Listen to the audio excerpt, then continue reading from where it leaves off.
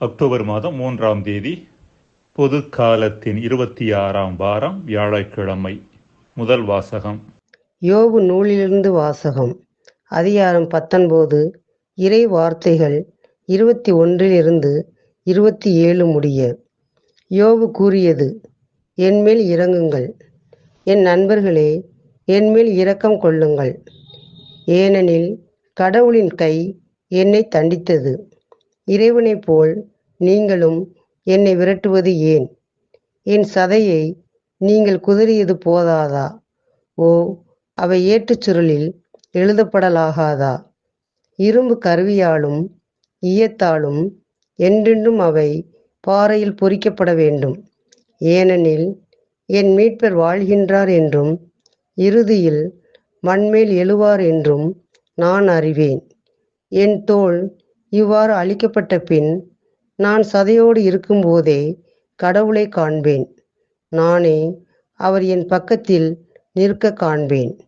என் கண்களே காணும், வேறு கண்கள் அல்ல. என் நெஞ்சம் அதற்காக ஏங்குகிறது.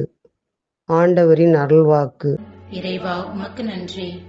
நற்செய்தி வாசகம். லூக்கா எழுதிய நற்செய்தியிலிருந்து வாசகம். அதிகாரம் 10, இறை வசனங்கள் 1-12 வரை. அக்காலத்தில் இயேசு வேறு 72 பேரை நியமித்து அவர்களை தாம் போக இருந்த எல்லா ஊர்களுக்கும் இடங்களுக்கும் தமக்கு முன்னே இருவராக அனுப்பினார். அப்போது அவர் அவர்களை நோக்கி கூறியது: அறுவடை மிகுதி, வேலையாள்களோ குறைவு. ஆகையால் தமது அறுவடைக்கு தேவையான வேலையாள்களை அனுப்பும்படி அறுவடையின் உரிமையாளரிடம் மன்றாடுங்கள். புறப்பட்டு போங்கள். ஓநாய்களிடையே ஆட்டுக்குட்டிகளை அனுப்புவது போல் உங்களை நான் அனுப்புகிறேன். பணப்பையோ வேறு பையோ மிதியடிகளோ எதுவும் நீங்கள் எடுத்து செல்ல வேண்டாம். வழியில் எவருக்கும் வணக்கம் செலுத்த வேண்டாம். நீங்கள் எந்த வீட்டுக்குள் சென்றாலும் இந்த வீட்டுக்கு அமைதி உண்டாகுக என முதலில் கூறுங்கள். அமைதியை விரும்புபவர் அங்கு இருந்தால் நீங்கள் வாழ்த்தி கூறிய அமைதி அவரிடம் தங்கும். இல்லாவிட்டால் அது உங்களிடமே திரும்பிவிடும். அவர்களிடம் உள்ளதை நீங்கள் உண்டு குடித்து அந்த வீட்டிலேயே தங்கியிருங்கள். ஏனெனில் வேலையாளர் தம் கூலிக்கு உரிமையுடையவரே. வீடு வீடாய் செல்ல வேண்டாம். நீங்கள் செல்லும் ஊரில் உங்களை ஏற்றுக்கொண்டால் உங்களுக்கு பரிமாறுவதை உண்ணுங்கள். அங்கு உடல் நலம் குன்றியோரை குணமாக்கி இறையாட்சி அவர்களை நெருங்கி வந்துவிட்டது என சொல்லுங்கள். நீங்கள் செல்லும் ஊரில் உங்களை ஏற்றுக்கொள்ளாவிட்டால் அதன் வீதிகளில் சென்று எங்கள் கால்களில் ஒட்டியுள்ள உங்கள் ஊர் தூசியையும் உங்களுக்கு எதிராக உதறிவிடுகிறோம். ஆயினும் இறையாட்சி நெருங்கி வந்துவிட்டது என்பதை அறிந்து கொள்ளுங்கள் என சொல்லுங்கள். அந்த நாளில் அவ்வூர் பெறும் தண்டனை சோதோம் நகரினர் பெறும் தண்டனையை விட கடினமாகவே இருக்கும் என உங்களுக்கு சொல்கிறேன். இது கிறிஸ்து வழங்கும் நற்செய்தி. கிறிஸ்துவே, உமக்கு புகழ். அன்புக்குரியவர்களே, இன்றைய நற்செய்தியின் முதற் பகுதியில் கடவுளின் செய்தியை தாங்கிச் செல்லுகின்ற பணியாளர்கள் எதை எடுத்துச் செல்ல வேண்டும், எதை எடுத்துச் செல்லக்கூடாது என்பதை இயேசு எடுத்துரைக்கின்றார். நற்செய்தியின் 2ஆம் பகுதியிலோ கடவுளின் செய்தி யாருக்கு கொடுக்கப்படுகிறதோ அவர்கள் எத்தகைய மனநிலையோடு அதை பெற்றுக்கொள்ள வேண்டும் என்பதை அறிவுறுத்துகின்றார். இவ்விரு கருத்துக்களையும் ஒவ்வொன்றாக சிந்திக்கலாம். முதலாவதாக, கடவுளின் செய்தியை தாங்கிச் செல்பவர்கள். ஒரே வரியில் சொல்ல வேண்டுமெனில், கடவுளின் செய்தியை தாங்கிச் செல்லுகின்றவர்கள் பொருள் சார்ந்த காரியங்களை தாங்கிச் செல்வதை விட கடவுளின் கொடைகளையும் வரங்களையும் தாங்கிச் செல்லக்கூடியவர்களாக இருக்க வேண்டும் என்பது இயேசு சுட்டிக்காட்டும் செய்தியாக இருக்கின்றது. பணப்பையோ வேறு பையோ மிதியடிகளோ எதுவும் நீங்கள் எடுத்துச் செல்ல வேண்டாம் என்ற இயேசுவின் வார்த்தைகள் பொருள் சார்ந்த காரியங்களுக்கு அதிக முக்கியத்துவம் கொடுக்கக்கூடாது என்கின்ற செய்தியை வலியுறுத்துகின்றன.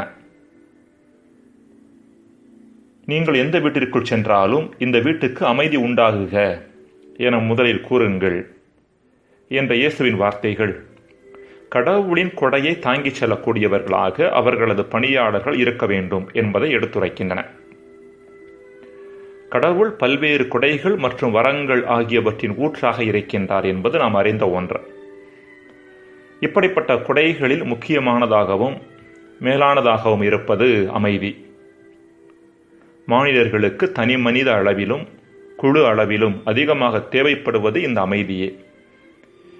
இந்த மாபெரும் கொடையின் முக்கியத்துவத்தை உணர்ந்த காரணத்தினாலேயே உயிர்த்த இயேசு தான் சென்ற இடமெங்கும் உங்களுக்கு அமைதி உரித்தாகுக என்று சொல்லி அமைதியை கொடையாக வழங்கினார். அன்புக்குரியவர்களை, இங்கு நாம் கூர்ந்து நோக்க வேண்டிய ஒரு முக்கியமான உண்மை என்னவெனில், பொருள் சார்ந்த காரியங்களை நாம் எவ்வளவுக்கு குறைவாக வைத்துக் கொள்கின்றோமோ அவ்வளவுக்கு அதிகமாக கடவுளின் கொடைகளை அதிகமாக சுமந்து செல்ல முடியும், பெற்றுக்கொள்ள முடியும் என்பதுதான். தன் வாழ்வை பொருள்களினாலும் பொருள் ஆசையினாலும் நிரப்பிக்கொண்ட ஒரு மனிதரால் கடவுளுக்கும் அவரது கொடைகளுக்கும் தனக்குள்ளே இடத்தை ஏற்படுத்தி கொடுக்க இயலாது.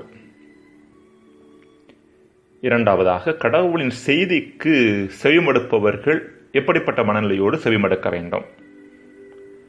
கடவுளின் செய்தி தங்களுக்கு கொடுக்கப்படுகின்ற போது அதற்கு பதில்மொழி கொடுப்பவர்களை இயேசு 2 குழுக்களாக பிரிக்கின்றார். கடவுளின் செய்தியை ஏற்றுக்கொள்பவர்கள் மற்றும் அதை நிராகரிப்பவர்கள் ஆகியோரே இந்த 2 குழுவினர். கடவுளின் செய்திகளை ஏற்றுக்கொள்பவர்களுக்கு கிடைக்கும் 3 கொடைகள் குறித்து இயேசு சுட்டிக்காட்டுகிறார். முதலாவதாக, கடவுளின் பணியாளர்களை பேணுகின்ற அவர்களுக்கு விருந்தோம்பல் செய்கின்ற வாய்ப்பு கிடைக்கிறது. நீங்கள் செல்லும் ஊரில் உங்களை ஏற்றுக்கொண்டால் அவர்கள் உங்களுக்கு பரிமாறுவதை உண்ணுங்கள் என்னும் இயேசுவின் வார்த்தைகளில் இந்த உண்மை பொதிந்திருக்கிறது. கடவுளின் பணியாளர்களுக்கு விருந்தோம்புவது கடவுளுக்கே பணி செய்வதாகும் என்கிற உண்மை இங்கு பொதிந்திருப்பதை நாம் பார்க்கின்றோம். இரண்டாவதாக, அவர்களது நோய் நொடிகளும் பிணிகளும் நீக்கப்படுகின்றன. மூன்றாவதாக, இறையாட்சி பற்றிய, அதாவது முழு மனித வாழ்வு பற்றிய செய்திகளையும் உண்மைகளையும் அறிந்து கொள்ளும் வாய்ப்பு அவர்களுக்கு கிடைக்கிறது. இதற்கு மாறாக, கடவுளின் செய்தியையும் அதை தாங்கி வருகின்ற பணியாளர்களையும் நிராகரிப்பவர்களுக்கும் அச்செய்திக்கு புறமுதுகு காட்டுபவர்களுக்கும் கிடைக்கும் 3 இழப்புக்கள் குறித்து இயேசு தொடர்ந்து பேசுகிறார். முதலாவதாக, உங்கள் ஊர் தூசியை உங்களிடமே உதறிவிடுகிறோம் என்று இயேசு அவர்களை பார்த்து சொல்கின்றார். வழக்கமாக யூதர்கள் பிற இன மக்கள் வசித்த பகுதி வழியே சென்று வந்தார்கள் என்றால் தூசியை உதறிவிட்டு தங்களது கால்களை கழுவிவிட்டு தங்களையே தூய்மைப்படுத்திக் கொள்வார்களாம். அவர்களது தூசி கூட தங்களை தீட்டுப்படுத்திவிடும் என்ற யூதர்களின் எண்ணம் இங்கு காணப்படுகிறது. அது மட்டுமல்ல, அவர்களுக்கும் தங்களுக்கும் எந்த தொடர்பும் இல்லை என்பதனுடைய வெளிப்பாடே இந்த தூசியை உதறி தள்ளுவது. எனவே உங்கள் ஊர் தூசியை உங்களிடமே உதறிவிடுகிறோம் என்று சொல்வதன் வழியாக நற்செய்தி நிராகரிக்கின்றவர்கள் கடவுளை நிராகரித்து அவரிடமிருந்து தங்களை அந்நியப்படுத்திக் கொள்கிறார்கள் என்கிற செய்தியை அங்கு அவர் வெளிப்படுத்துகின்றார். இரண்டாவதாக, முழு மனித வாழ்வு பற்றிய செய்திகளையும் கொடைகளையும் பெற முடியாமல் போய்விடுகின்றார். மூன்றாவதாக, இறுதி நாளிலும் அவர்களுக்கு தண்டனை உண்டு. அந்த நாளில் அவ்வூர் பெறும் தண்டனை சோதோம் நகரினர் பெறும் தண்டனையை விட கடினமாகவே இருக்கும் என உங்களுக்கு சொல்கிறேன் என்ற இயேசுவின் கடுமையான வார்த்தைகள் இதை சுட்டிக்காட்டுகின்றன. ஜெபம். இறைவா, கடவுளின் செய்தியை தாங்கிச் செல்பவர்கள் அதை சரியான மனநிலையோடு தாங்கிச் செல்லவும், அதை பெற்றுக்கொள்பவர்கள் திறந்த மனநிலையோடு ஏற்றுக்கொள்ளவும் வரம்தாரும். ஆமேன்.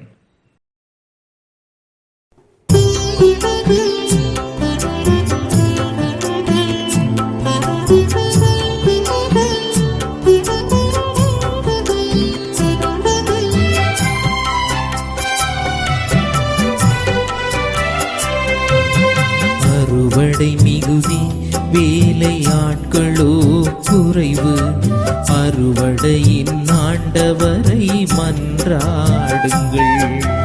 அறுவடை மிகுதி, வேலையாட்களோ குறைவு.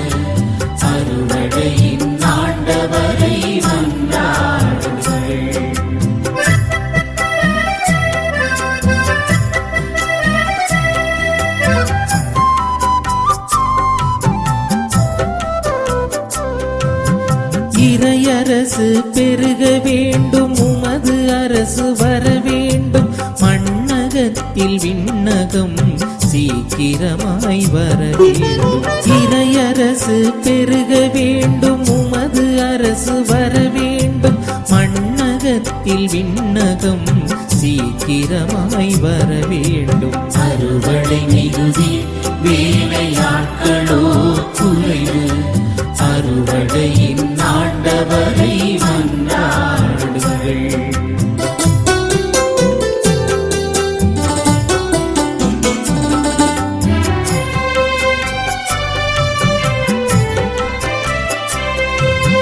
தேசமெங்கும் ஒளி வீசி, விசுவாசம் கனல் வீசி, இயேசு நாமம் முரசொலிக்க பூமி எங்கும் ஒலிக்க வேண்டும். தேசமெங்கும் ஒளி வீசி, விசுவாசம் கனல் வீசி, இயேசு நாமம் முரசொலிக்க பூமி எங்கும் ஒலிக்க வேண்டும். அறுவடை மிகுதி, வேலையாட்களோ குறைவு, அறுவடையின் ஆண்டவரை மன்றாடுங்கள்.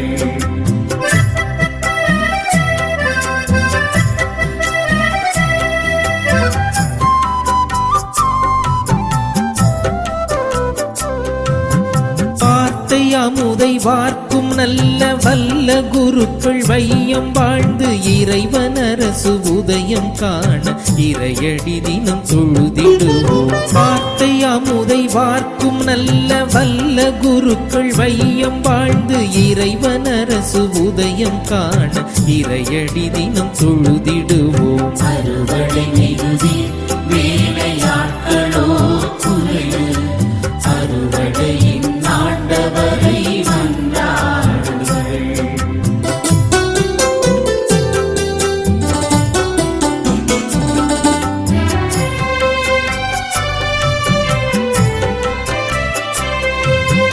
ஆவியோடும் ஆற்றலோடும் உண்மையோடும் நன்மையோடும் உழைக்கும் குருக்கள் உதயம் காண உன்னதரை மன்றாடுவோம்.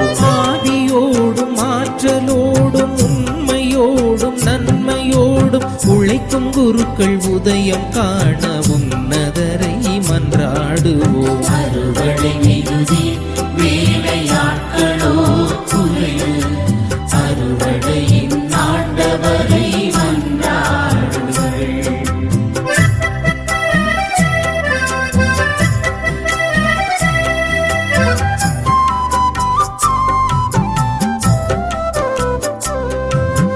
எண்ணில்லாத ஆத்துமாக்கள் ஏங்கி வாழும் மாந்தர் யாவும் இறைவன் ஆட்சி கண்டு மகிழ இன்னும் அதிக ஜெபம் செய்வோம். எண்ணில்லாத ஆத்துமாக்கள் ஏங்கி வாழும் மாந்தர் யாவும் இறைவன் ஆட்சி கண்டு மகிழ இன்னும் அதிக ஜெபம் செய்வோம்.